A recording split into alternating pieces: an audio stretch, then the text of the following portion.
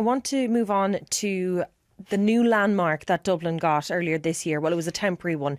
Back in January, courtesy of a Dublin bridge and one of your 5 a day, the humble cherry tomato. Yeah, and it was only temporary, but it's still on Google Maps, Tabitha. Is it, yeah? It is. So it became Dublin's most unlikely tourist attraction. This is back in January.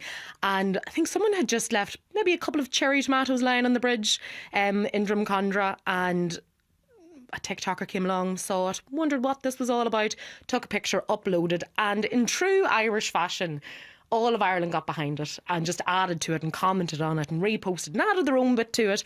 And it became really an impromptu kind of shrine, and people made pilgrimages to it just to see it, because it was just a wee pop of colour in, the middle of January blues. Great way to combat the January blues.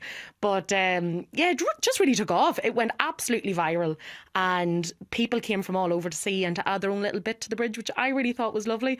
So you had tomato related kind of products like ketchup, and you had photo frames with people with tomato heads. I really loved it. It was a really silly story. Did you go to it? Do you know what? I actually did. My bus makes that way, so I saw it every evening on my way home from bus, and just really lifted me.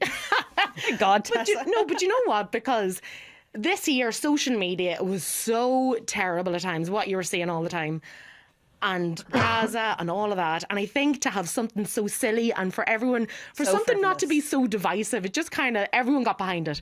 And the Irish humour behind it as well, and it just really lifted spirits, I think. But I don't think you agree, Kevin, because you're kind of looking at me like, what are you on about?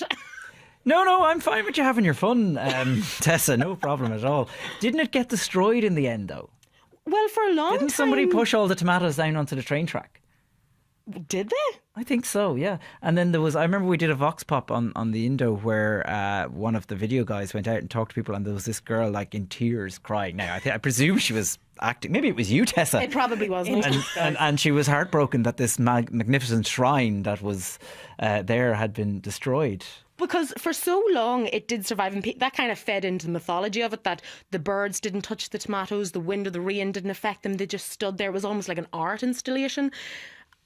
But as Tabitha said, it was only temporary, so maybe that is what happened. But I was actually looking back at some of the social media clips that we had all around the cherry tomato bridge, and people were singing, and there's actually a poem written, and I can read you a line of the poem if you like. A line, please, Tessa. Just a line. So no grander arch hath Rome nor Grecian might than this red orb which spans twixt earth and sky, a fleeting joy yet bursting with delight, a bridge twixt taste and time where pleasure lies. Stunning. Isn't that gorgeous, man? Will that not pick you up on a wet January day?